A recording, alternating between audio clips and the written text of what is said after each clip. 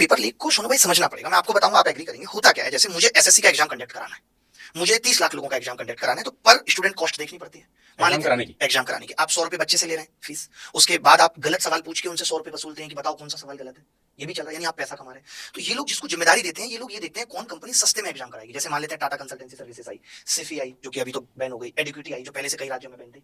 आप सारी चीजें देखेंगे उसका इतिहास कि किस कंपनी को काम देना चाहिए। ये सिर्फ एक चीज देख रहे हैं कि कौन कंपनी सस्ते में करा लेगी। ये भी नहीं देख रहे कि ये किसी जमाने में बैन भी हो चुकी थी, भले ही बैन बाद में खुल गया, इस पर आरोप था, इसके हाथ में बच्चों का भविष्य नहीं देंगे, लेकिन ये नहीं देख रहे। इनको लगता है अच्छा इसके लिए हमें टेंडर में कंप्रोमाइज करनी पड़ेगी सर, चलो वो भी कर लेते हैं। उसको आपने काम दे दिया। क्यों दे दिया? कुछ तो लालच रहा होगा, या तो उसने पार्टी फंड में पैसा दिया होगा, या वो बहुत सस्ते में करा रही है। तो एक कंपनी जो पार्टी फंड में चंदा देकर आई है, सबका यही हाल होता है, या सपोर्ट देके आई है किसी को। अब आप उससे ये उम्मीद कैसे कर सकते हैं कि वो अपने पैसे की रिकवरी नहीं करेगी? आप बताइए। क्योंकि आपने एक ऐसी कंपनी को कॉन्ट्रैक्ट दे दिया जिसके पास अपना इंफ्रास्ट्रक्चर आपकी तरह ही नहीं है। सरकार के पास ऑनलाइन कराने का इंफ्रास्ट्रक्चर नहीं है, जिस कंपनी को दिया उसके पास भी नहीं है। टीसीएस की कम से कम क्रेडिबिलिटी है, उसके अपने कुछ सेंटर्स भी हैं, बाकी वो भी रेंट आउट करते हैं। तो आपने उसको ठेका दे दिया। आपने पिछले साल देखा भी होगा, एसएससी का आंदोलन हुआ जिसमें बताया गया कि तवेले में सेंटर्स थे, ऐसी ऐसी जगह सेंटर्स थे कि बच्चा पहुंच नहीं पा रहा था।